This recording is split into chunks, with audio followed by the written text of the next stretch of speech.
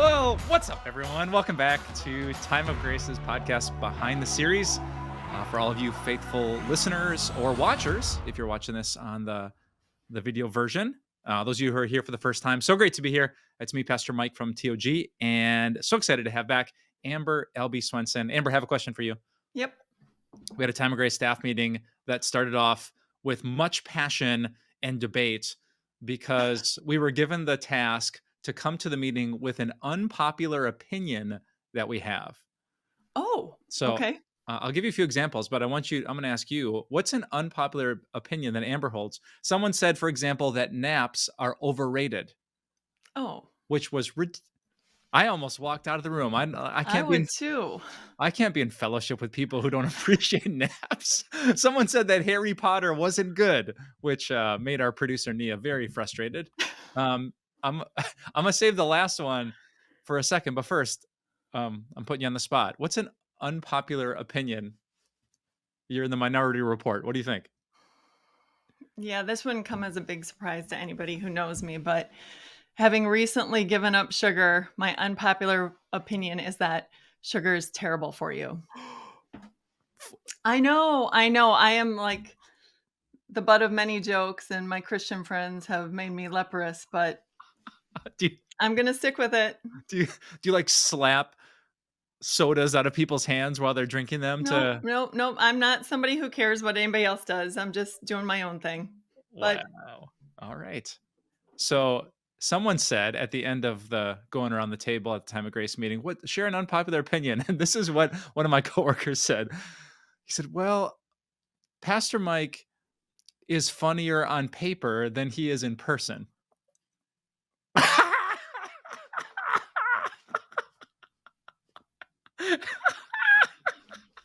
wow, I'm going to ask for an invitation to these meetings. You should Do you have. guys throw hands or do You should. fists fly? I right when I started with Time of Grace, our old CEO Tim, we were talking about, how's it going? How are things going? And I remember he made the comment like, Pastor Mike's humor, it would be a bit better if it was humorous. So Yeah, I don't want to go to the meetings actually. I'd be really nervous about what they'd say about me. no, people are super cool. I accept that critique. I tell a lot of jokes, and occasionally they're funny, and lots of the times they're not. So I've accepted that as true about myself. That's good. That's So good. It's good to accept criticism. yeah, it is indeed. All right, so we're back to new sermon series today. We're talking about the book of Yes. Esther. So at our church, we're about to launch this on Time of Grace. Amber, I was really shocked when I do a lot of the sermon series planning at our church, and when Yeah. I put the book of Esther on the calendar, I would not have said this is going to be the series that our church loves the most, but it was. To this day, my wife says, "You remember when we did the book of Esther last year?" So this was the surprise underdog. Everyone loved it, and I'm excited for our Time of Grace friends to hear it too. So let's dig That's in a little bit awesome.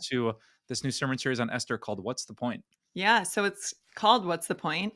And I actually wanted to talk to you about that because Esther gets a bad rap. I think I oh, should I say it? We can always edit it out. Sometimes I think women are judged more severely than men in a lot Mm, of cases. mm, And I think the book of Esther has had some serious judgment. I don't mm, know if you'd agree or not, mm. but okay, the name of God is not listed in the book anywhere. Yeah. So it is not used at all. But also, some people have a problem with some of the things that Mordecai and Esther do, Mm. and people judge them for it. So I want to know, why did you enjoy this sermon series so much? Oh man. Um, it is just such a good story. There's a guy, his name is Isaiah.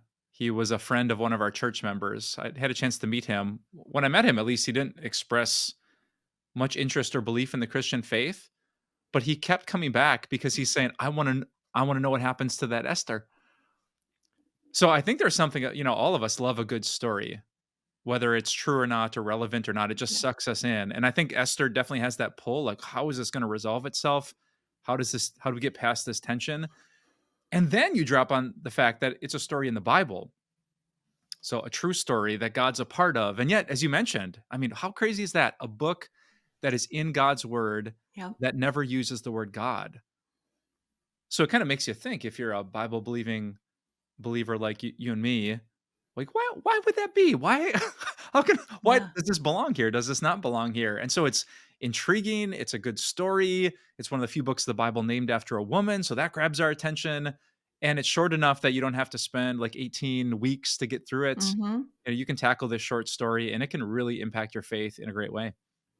So every summer, my family at the beginning of the summer, we're like, "Oh, this summer we're gonna, go to other Christian churches around our little neighborhood, our town." And every summer, my pastor starts a sermon series, and it's like you can't leave because you'll miss something. You'll miss something big. So Yeah. there's the hook. You get us in with a story, and we have to come back week after week to figure out where Yeah. you're going with it. Yeah, that's awesome. So the first sermon is called Trying to Find My Purpose. And so many times, especially when we're in these crazy seasons, of like infants that are screaming and crying and keeping us up all night, or taking care of elderly parents, or even a really hard semester at college. It's so easy to think there is no point to this. Mm, There's no point to this at all. I cannot fathom that there's a purpose here. mm, And yet, your big idea in this sermon, and more importantly, God's big idea, is that hold on, guys, you're here for purpose. mm. So, how can you be so sure? Because God said so. I know. Is that no, it's a Okay, moving on. yeah, moving next question, please. Yeah, so there's those really great promises. Maybe the most famous one is in Romans 8, verse 28. In all things, God is working for the good. Yeah. So the things you can see, the things you can't, the things that are really evident, the things that you say, no, this has to be bad. This isn't even neutral. This is bad. Or the book of First Corinthians 15, give yourself fully to the work of the Lord because you know that your labor in the Lord is not in vain. Hmm. So we have these categorical promises that whether we can see it or not, God's up to something good. Yeah. He might be planting a seed. And yeah, I can stare at a seed all day and think, what's the purpose? Nothing's Yeah. happening. Yeah. Yes. Sometimes God doesn't measure purpose in days, but decades. Mm. And so you're changing the diaper with a small act of love and think, what am I doing in life? And then a decade or two later, you've raised a kid who is loved and Yeah. safe, and they get a little glimpse of the compassionate heart of God or his sacrificial love. So it's hard for us as humans. We're like a 5G. I need to see it now. Otherwise, I'm quitting because this isn't working. No, no, no. The God of the Bible, he sees kind of the long term picture. You just reminded me, I hadn't thought of it till now, but I know you know the Shane and Shane song, Though You Slay Me. Hmm. And there's the John Piper version in Yes. between. And I have played that song. I'm Yeah. probably 1 million views on their Yeah. video, because that's his whole point when they do the instrumental and John Piper comes in. He's like, there's a purpose here, guys. Yeah. Like in the midst of cancer, Oh, in the midst of the worst, like God is doing something, yes. even though we can't see it. Yes.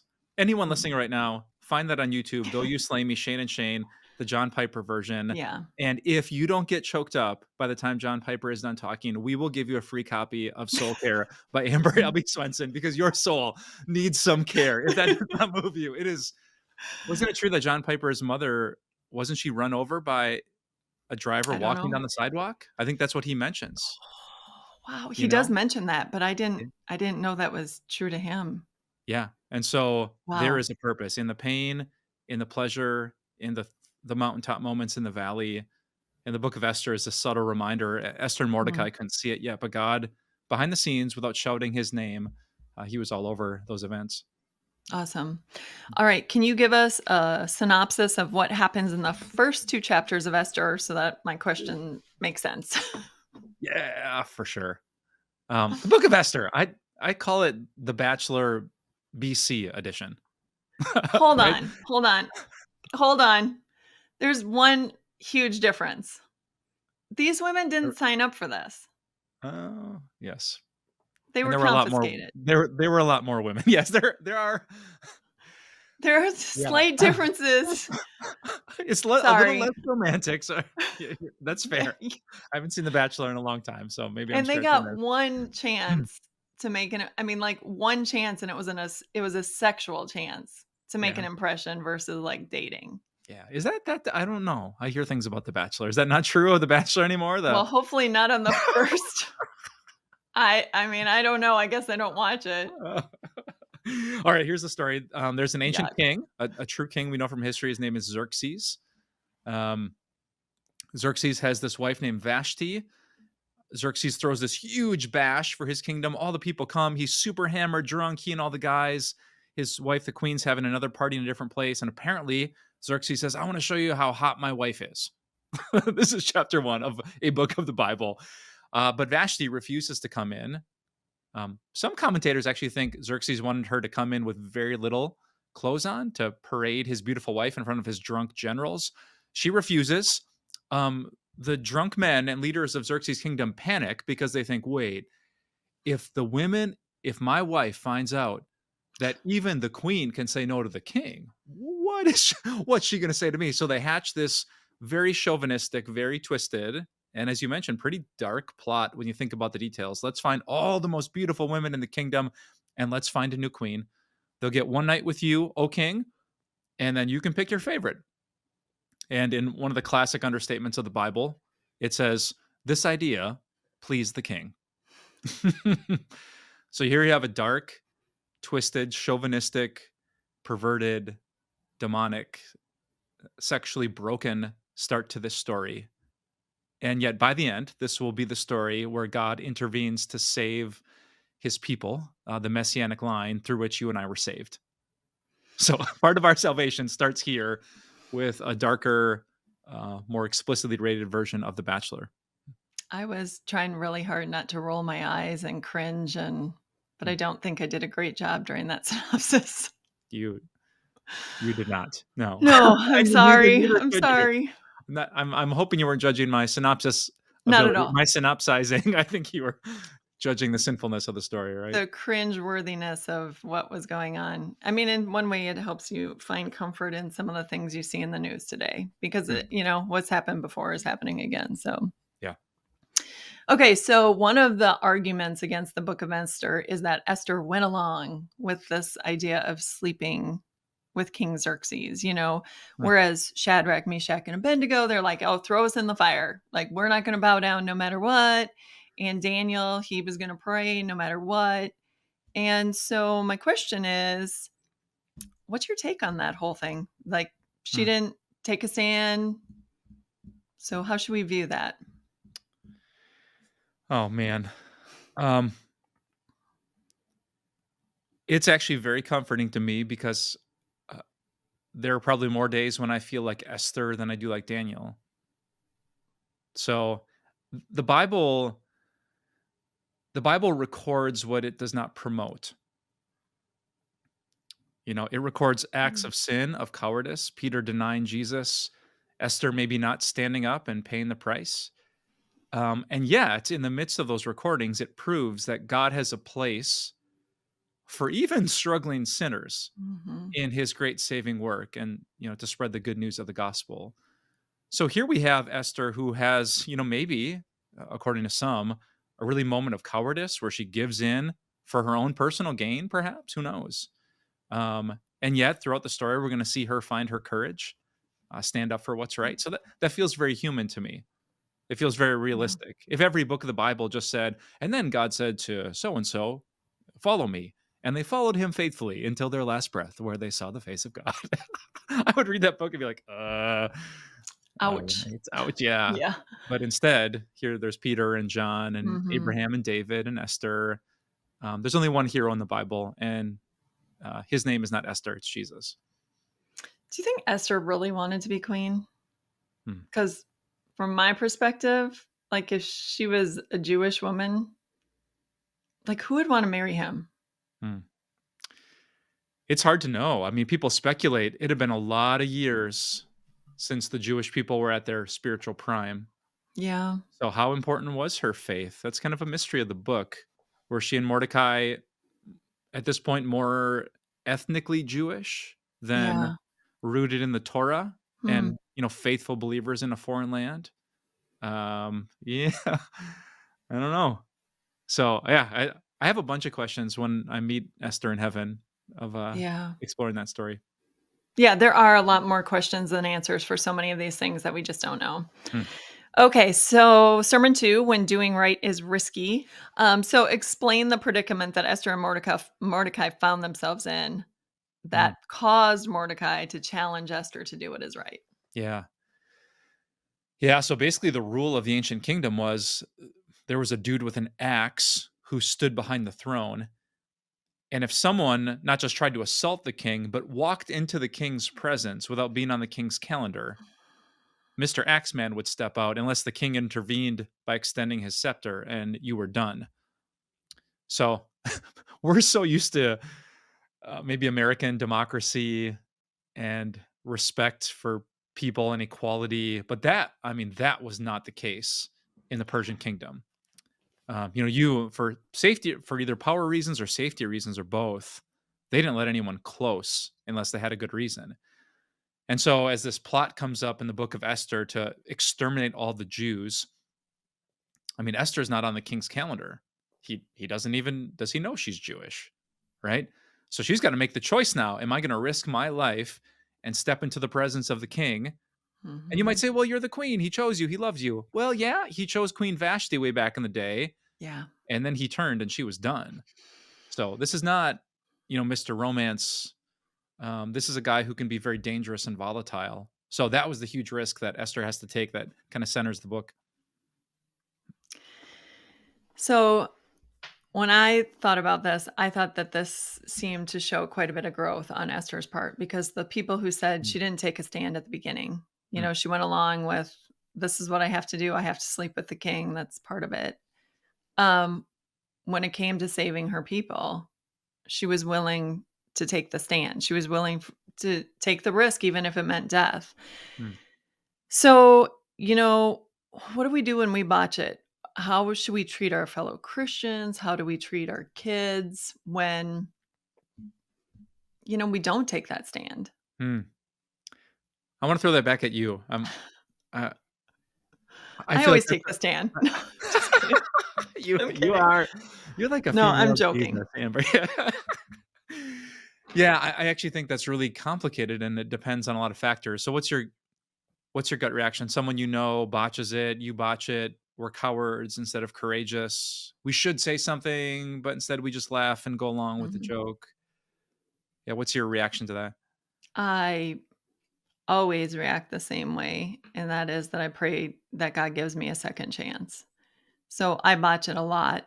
Hmm, I have learned the hard way at the nursing home where I work that if I don't say something about Jesus, I might not get a second chance. I hmm, can come back and someone's dead the next hmm, time I work. hmm, And just was with a man the other day who was saying he was ready to die, and he's not ready to die. I've talked to him spiritually. He doesn't want anything to do with God.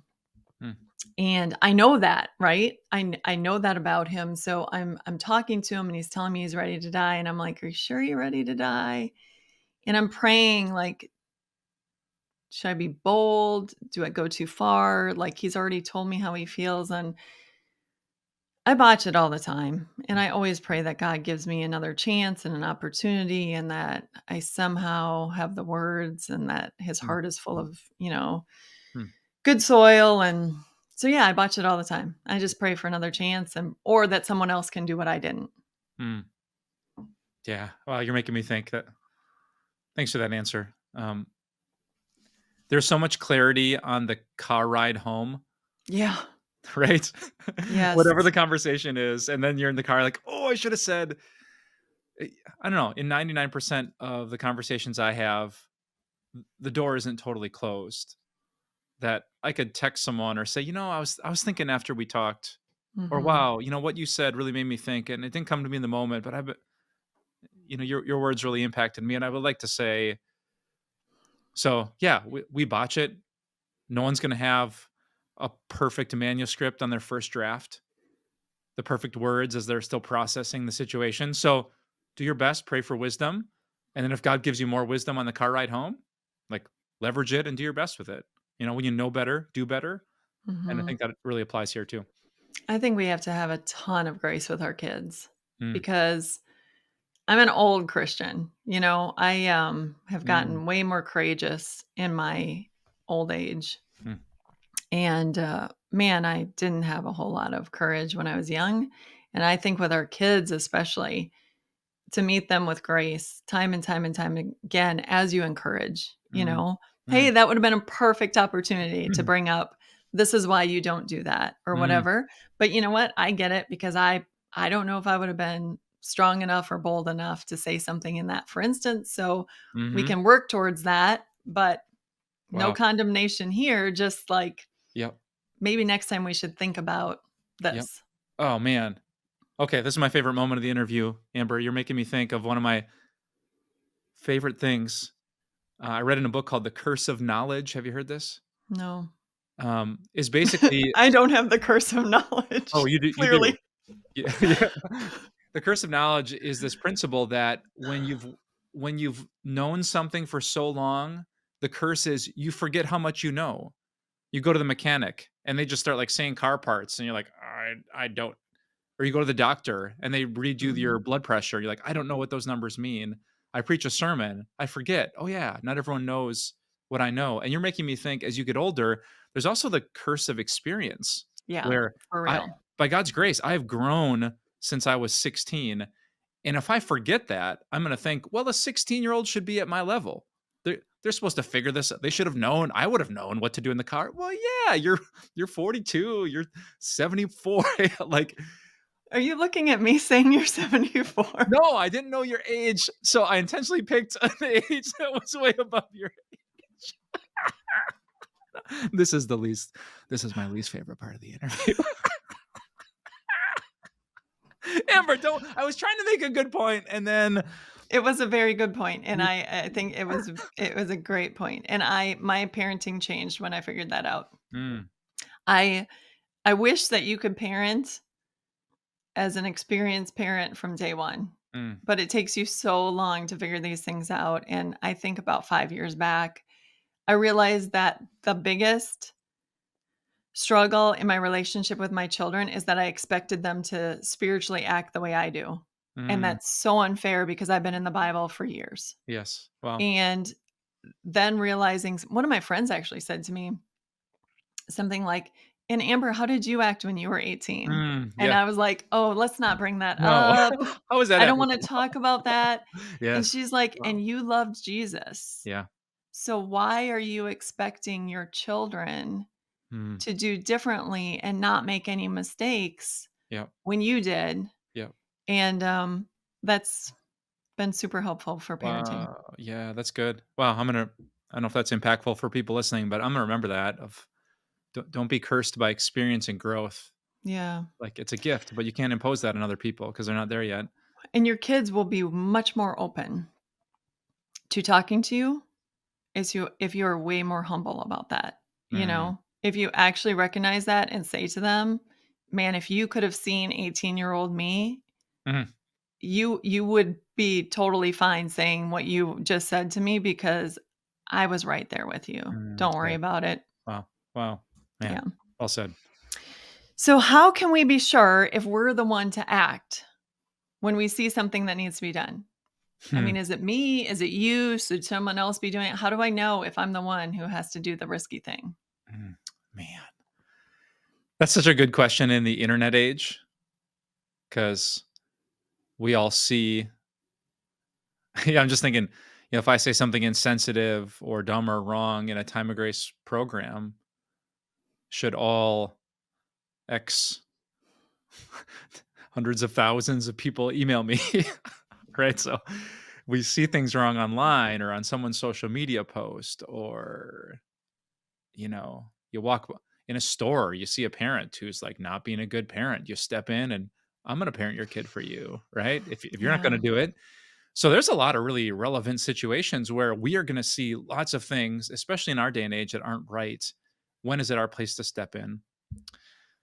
I don't know if there's a Bible passage that gives a simple guideline, but I think the principle, like the closer it is to me, the more God is calling me to do something about it.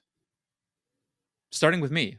I think Jesus would say in Matthew 7, before we start finding the courage to talk about those people or judge their behavior, let's look in the eye, take the plank out of my own eye, then under my own roof. So if it's my immediate family, my brother, my sister, if I have a spouse, a son, or a daughter, if I'm part of a church family, well, yeah, church families for sure should lovingly bear each other's burdens, call each other out, rebuke when that needs to be done. I don't know. I have a hunch that there's probably enough correcting work to be done in my life, my family, and my church Yeah. that I could I could step away from the internet without a critical word, right? And not because it's not wrong, Yeah. but just because the further the distance, the less the relationship. I mean, when in the comment section does something get resolved? Um, I think we have enough data points there to know that's probably not a wise way to address issues. So find courage with your friends, your family, your church. Pull an Esther. She was approaching her husband, not walking across, finding every king who had a decision to make. Yeah. So, yeah, the closer, the more likely the calling. Good answer. All right. Sermon number 3. My life isn't random. Tell us the difference between coincidence and providence. Ooh. Yeah, I remember the intro to the sermon. I had asked people on the scale of coincidence to providence, Yeah. coincidence being it just happened, dumb luck, hey, that's crazy. And providence being like God had a hand in this. Are you God never intervenes?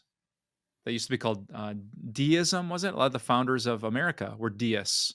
Like God wound up the clock and he set it to go, but now he's not intervening with miracles and a divine hand.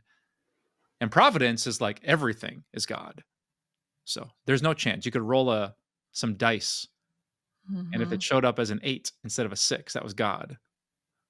Right? So that's providence. That God is kind of interjecting. He's hairs fall from our head because of God. The lot is cast into the lap, the proverb says, because of God. A single sparrow falls to the ground because of God. People live in certain times and places because of God. So, yeah, this sermon tries to tackle that. Is your life random? If so, how much? How is God a part of all of it? Those are really good questions to think about. Yeah, for real. So sometimes we don't acknowledge that God is in a situation because it isn't a situation we want. Mm. Um, how can we be sure that God is still in the plan, guiding us through when it's a super painful situation? Ugh. I stole this illustration from someone else, but then I experienced it when my girls were really little, and we would bring them to the doctor to get their shots. And as a parent, do you have to do this? I'm like holding down the girls' limbs as the nurse jabs this. Yeah. I'm literally holding my child down so a stranger can stab them, and they don't know what's happening until the first one, and then there's the delayed cry. You know what I'm talking about? Like, Oh oh, yeah, and you're they're looking shocked. at you like, how dare Oh, you do that? you monster! Yeah. You're holding. Attack that woman! Don't hold me down, Dad. So I've always loved that illustration because it's a good analogy. It's painful. The person going through the pain does not understand it. And the supposed person that loves the person in pain has the power to stop it, but doesn't. Right? You track those three things. My child is in pain. They don't understand. This is bad. This isn't good. And yet I'm there and I could stop it and I claim to love them, but I don't. And isn't that exactly the heart of your question? I'm in pain. God, I don't understand why this is happening to me. And you say that you love me and you have the power to stop it, but you don't. It's like you hold me down in this situation instead of Mhm. intervening and taking out the source of my pain. Super confusing. But here's why the analogy I think is brilliant, why I stole it from someone, is because there's something the child doesn't understand that the parent does. What is causing you pain is actually for a greater good later on. It hurts now, but it's going to save you from something that hurts more later. So the reason I'm allowing this, you don't get it. I don't explain your however month old brain to grasp this. In the same way, does God know things about your pain that you don't? Are you humble enough to admit, I have no clue if this is good or bad for me? Is cancer good or bad for me? Is losing my job good or bad for me? Is struggling with infertility good or bad for me? Hmm. Um, I, I can say as much as a human being as that child can getting their shots. I'm not God. I don't know. So it's an act of humility to say, even though this is painful and I don't get it, if God allowed it and if God is love, this has to be for my good. This can't be random. It can't be punishment. This is God in his mysterious ways, which are higher than mine as the heavens are above the earth. And I'm going to have the humility to trust that he's still good. He has to be because of Jesus. So there has to be another option too, though, because I'm thinking the free will. So the free will that God allows us means that sometimes people sin and cause hurt, right? Mm, So if a husband has an affair, mhm, that wasn't God that put the pain in my life, mm, right? mm, It was a free will that allowed mm. this, free will led to sin, that led to an affair, that led to Yep. hurt. Yep. So Providence would say, even in this situation, God will somehow show up, even though it wasn't God that led us here. Mm, It was sin, right? yeah. And the effect of sin Oh, that's causing the pain. yeah. You're right. There's a big chunk in my seminary notes about the will of God, Mhm. and there's subcategories to the will of God that it'd take us a few hours to talk through. Um, God's ultimate will, what he commands, but then his some people call it his permissive will. So God is still sovereign. It's not like he couldn't have stopped the affair from happening. He could have struck Right. that person. He could have made a car crash. He had the power to stop it. Somehow he permitted even what he is against and hates. So I think what I don't want people to do is to say, well, if sin is involved, then God can't be a part of that then because God doesn't like sin. I would rather choose to say, just like at the cross of Jesus, God permitted betrayal and injustice, Judas and Pilate, and yet he flipped what the enemy meant for evil Mm. for something good. So I would say, even if you're in a situation that broke God's heart, God is still providential. He's still sovereign. There's still a purpose for this. The sins that have been committed against you, God's not just going to say, "Wow, I'm sorry. I didn't want that to happen. I guess I can't. I can only use good things." Right. No, somehow He's going to use it to refine us, to prune us, to lead us to Jesus. So, wow, yeah, I think we need to recover a providential, big God who's sovereign, even over the pain, Yeah. even over the sin that happens in the world that He loves. Mm. Okay. Thank you for that. Sermon number 4, my plans versus God's plans. This sermon is about Esther's plans. She planned the banquet to go to the king. But you explain how, no matter how much she planned, like there was so much more involved than just Mm. Esther and her banquets. So describe this part of the book of Esther for those who don't know what we're talking about. Oh man, it involves just read Esther 5 to 7 and if you don't grin, like I owe you a nickel. It's like it's huge anticipation. Esther says to her husband the king, "I want to have this big banquet for you, but not just yet." And then the king's right-hand man, this villain named Haman, he goes off and he finds his arch enemy who doesn't know happens to be Yeah. Esther's what cousin, Mordecai. So he builds this giant stake to skewer him on, and then King Xerxes can't sleep. So how random is this? He's like, you know what? I need like the meeting minutes of the kingdom. So he has some random dude who just opens some random book. From 5 years ago. Exactly, some random page, right? But here's God's providence. Oh, look at this. It just happens to be the page where you find the name of Esther's relative and just domino after domino where you're shaking Yeah. your head and you're laughing like, "Yeah, God, come on, do this." And he works through a bad night's sleep and some old meeting minutes that were covered in dust, and God uses it to bring about this ultimate resolution to the story of Esther. Yeah. It was all great. Hmm. So what grand plan did you have for your life that God decided it wasn't meant to be? Oh, yes. I'm gonna ask you this question too, so you think about your answer. When I was 15, I think when I started high school, 14, 15, my grand plan was really easy. If I didn't become a professional soccer player, very, very slim chance of that happening. I was going to follow in my dad's footsteps and in my older brother Chris's footsteps. They both went to UW Madison. They were Badgers. I was going to be a Badger. They both studied business. I was going to study business. Like from the earliest age, I can just remember that that's what I was going to do. But when I was in middle school, a pastor came to my church up in Green Bay, Wisconsin. Had a big impact on me. His name was John Parlow. I turned into a Bible reading kid in high school that read the Bible cover to cover. And in the process of that journey, I came across a singular passage in Mark's gospel that, like, hard left turn. One passage, I'm like, I should become a pastor. And my whole plan, I had my roommate picked out, friends from high school who are already going to Madison. And I went from Madison to New Ulm, Minnesota, from business to theology, from going to college with a bunch of my friends to going to college where I knew no one. So God pulled the rug out. What was the passage?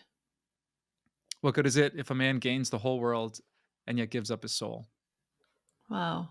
Yeah. And I just thought, how many people are going after something in the world? Um, Yeah. the money, the job, the fun, the experiences, the family, the girl, the guy, the kids. And they just forget about God. They don't go to church. They don't read the Bible. They Right. lose connection. Like, I got to tell them that God is so much better than the best things of this world. And that was the first domino for me. Wow, that's amazing. Yeah. Yeah. How about you? Because you go back in time, find something like, oh, yeah, this is how it's going to be. And then God said, zoop. I haven't had part in any part of the plan. I remember telling my pastor that we should start a women's Bible study at church, and I'm like, "I'll write the studies, you teach them." He's like, "I'm not teaching them, you teach them." I'm like, "I'm not a teacher. I can't teach. Why would I can't teach." I was so sick for a week before the first. I was like, "You're." I did my best Moses impression, and I got up and taught the first week, and I was like, "I'm a teacher. I love this. Where have I been?" Wow. I Yes. remember saying I could never do a podcast. I remember specifically having that discussion.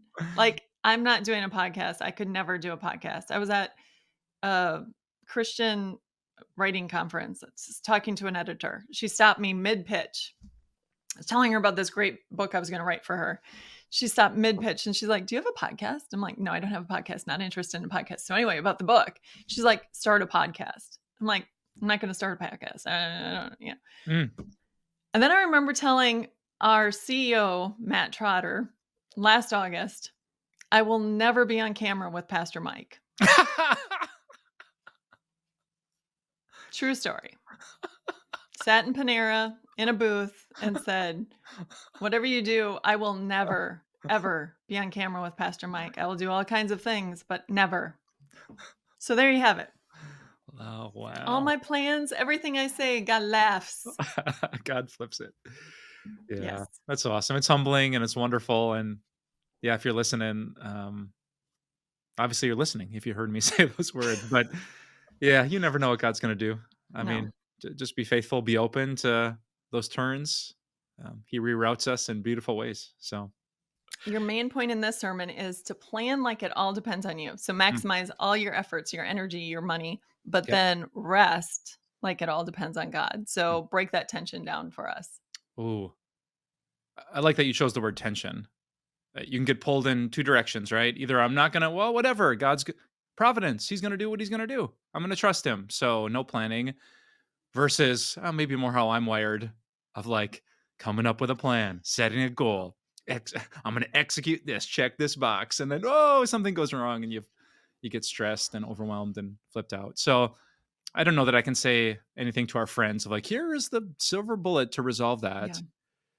It's just really pushing yourself maybe on the front end to say, how can I be the best manager of this money that God's given me? Wow, here I live in first world America. There's people making up $2,000 a year in other countries. And God put me in this place where there's air conditioning and heat, and I don't even have room for all my clothes. Okay, how can I be intentional about squeezing every bit of kingdom impact out of the dollars that God gives me as an Mhm. American?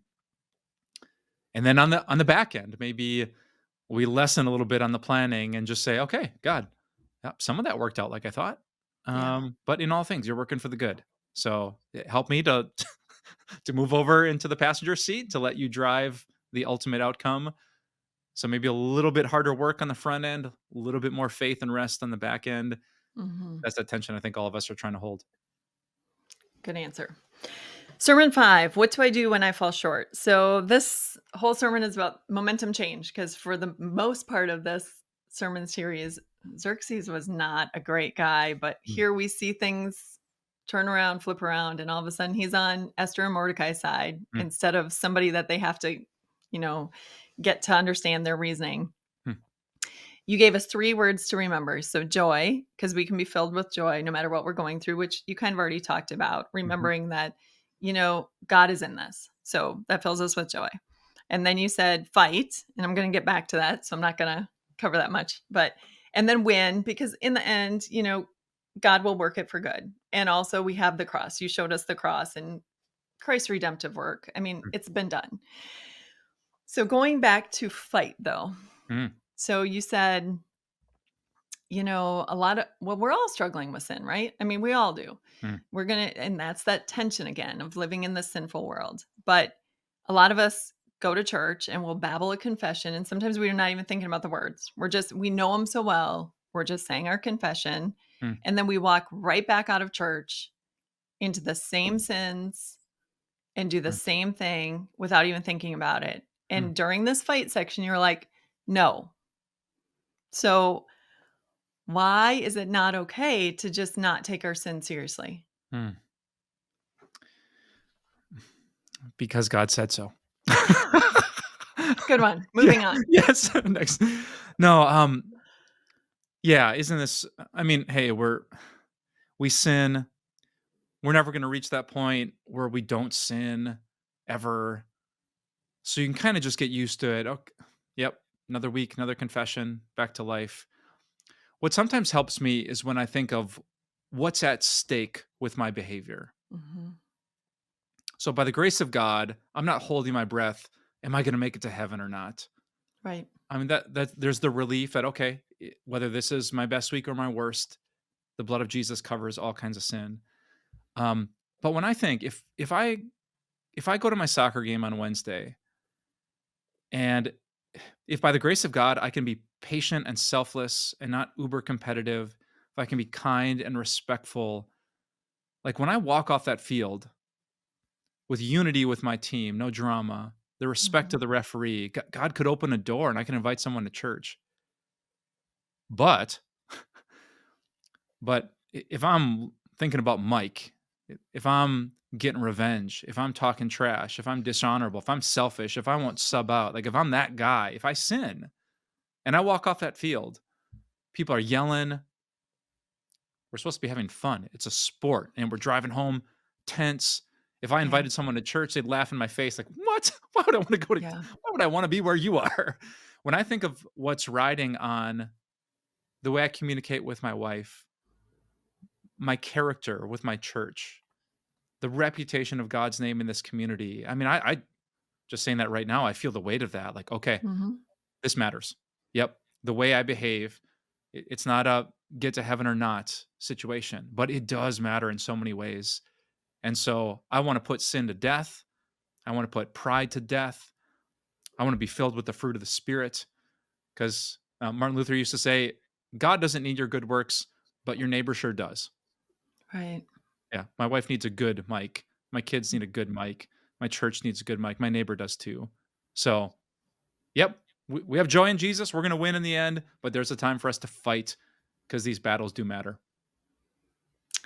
Agreed. You talked about taking action. So right now someone is struggling with sin. Hmm. They know it and they've confessed it and they're praying for change. So what are some tangible steps? You said, you have to take action. You can't just say I'm going to change and then not have a plan. So Yep. what does a plan look like? Mm. I'll give you 3 steps. I think Okay. they're the most powerful. People, a passage, and prayer. Okay. So I would guess that lots of us, let's say you're struggling with pornography or being a really controlling person in relationships. And so quietly you say to God, oh, I did it again. God, I'm sorry. And that's the end of it for most of us. Mhm. What would happen if you'd include people in that struggle? Hey, everyone, I really struggle with making good choices with my phone. Um, James chapter 5 says, confess your sins to each other. So this is embarrassing for me, but I want to bring it into the light. I need your prayers. I need you to check in on me. People. Number 2, Psalm 119 says, "When you memorize the word of God and put it in your heart, it helps you not sin." So, I would encourage people, find your struggle, find the most impactful personal passage for you. Um, if it's pornography, it might be 1 Corinthians 6, "Flee from sexual immorality. Mhm. Honor God with your body." I want something like my sword and shield that when that temptation comes, I'm not in a battle without my armor. And then third, to pray. Um, if you know your struggle, pray about that before it happens. So I'm waking up today. Hey, God, I'm going off to work. Oh, man. There's some people at work that, like, I want to control them. Help me remember what I learned in your word. Repeat passage here. I can even text my people, hey, going off to work today. I really need some extra prayer. It's not going to save you from every sin, but I think most of us don't do that. And they're really biblical, simple steps: people, passage, and a prayer. Mm. Very good. Very good. Sermon number 6, keeping my God connection. So this brings us to the end of the book of Esther. All right, so your point is that we need to stay connected daily and weekly to God. So how do we develop a habit Mm, of being in the word? yeah. Habits. Have you heard of the book Atomic Habits? Mm-mm. I mean, I've heard of it. I haven't read it. Yeah, I just checked today. It As of January 2023, it has sold over 10 million copies in Mm. 5 years. I can tell you it's hard to sell 10,000 copies of a book. 10 Really? I do it all the 10 time. I'm sorry that million. it's hard for you to do that. Man, but if you click this link, Amber's webinar is yours for just 29.99. Oh dear. Yeah, habits. Oh, man. There's a whole psychology and eating habits, right? Mhm. Exercise habits, church habits. Maybe I just say this about spiritual habits. Here's the why that I'm starting with. Every good relationship that I've ever had has been so reliant on time and words, right? My best friendships, when things are great with my wife, Kim, or my daughters, it's because we've spent time together Yeah. and we've spoken words to each other. Mhm. So if your goal is to have a great relationship with God, um, if you think church or read your Bible or subscribe to the Time of Grace email is like some mindless box checking religious ritual, no. God speaks to us in His Word, and if you spend frequent time with Him every week in church, Mhm. every day as you grab the book, and you can pray to Him and speak words, but imagine like texting someone and they never texted you back. Mhm. That'd be an odd relationship. I wouldn't feel close to that person. But here in His Word, God is speaking back to us. So there's a lot of psychology on, how do you make church a weekly habit and not skip every other one or 2 times a month. But I would just want to start with that. If you do want a relationship with God, you know this from other relationships. It takes time, it takes words. And here's what these spiritual disciplines do: they give you time with God to hear His word. You wanna know what works for me? I do. I realized early on I need rules. Like, I need rules for everything. Mm, I need rules for eating. I need rules for everything. I'm just a rule person. And I found out that signing up to teach Sunday school, to teach women's Bible study, to teach, it keeps me in the word. mm, So I can on my own, I do my own anyway. But if I really want to dig in, I have to dig in to teach something. I mm, can't teach something without digging in. yep. So by signing up to teach Sunday school every year, it forced me Mm, to get on a weekly basis on a deeper level than I would have pushed myself. yeah. Same with the women's Bible study. And I took a year off from the women's Bible study and I realized I was a really stinky attendee. Mm, Like I would find every reason. I was like, I'm tired. It doesn't work for my family. And I'm mhm, like, that's why I teach. Because then I yep. have to show up Yep. Yep. and then I have to know it. And it's funny how just little tiny bits, week after week after week after week, it's like running, or anything. You do it Mm, consistently week after mhm, week, and you don't realize how strong you get because you're just doing it a little bit at a time. You're like, you don't realize. And then all of a sudden mm, things become clearer and you know more or people are talking about things and you're like, oh yeah, I totally understand what they're talking yeah. about. Yeah. Just little consistent Yeah. being in the word. That's awesome. That's good advice. Mm. So what's your best advice for the person who listens and is like, "Okay, Pastor Mike, you've convinced me. I've got to get into the word. Yep. I haven't been reading the word, but I need to. I want this. This is important to me. I want it on my calendar. I'm going to open my Bible. What do I do?" Oh, yeah. Maybe I go back to a previous answer. I'd start with people. Hmm. So my wife, she's been awesome at the gym. There's a friend that she and this friend drive together, and that friend's going to be waiting at 4 a.m. Car's going to be in our driveway. So that helps her because some days she's motivated, some days she's not. So having other people to Mhm. drive. My family this year, my girls are reading the whole Bible with mom and dad cover to cover. Awesome. So we survived Leviticus. We made it, everyone. Yeah, we're about 4 months in. It maybe has something to do because we told our almost 15-year-old, if you read the whole Bible, we'll get you your first cell phone.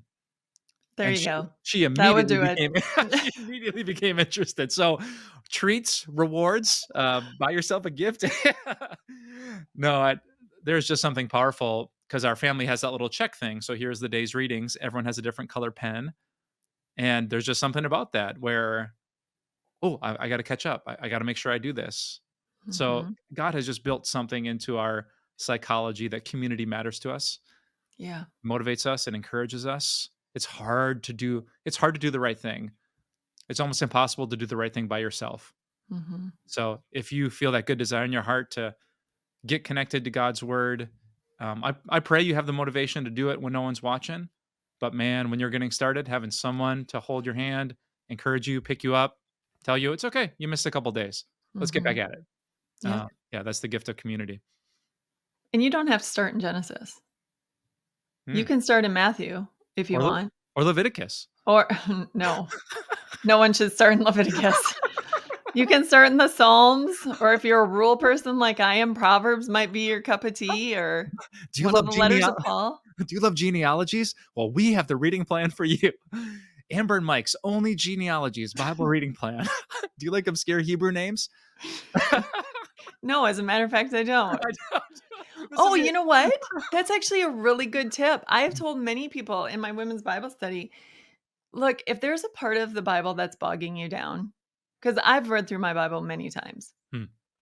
and I bet the first 10 times, some of the stuff, Moses is a redundant writer. Him and I are going to have some words when I get to heaven. Like, he could have said all 12 tribes did this, but instead he repeats all 12 tribes the same Mm, thing. If it's bogging you down, move ahead.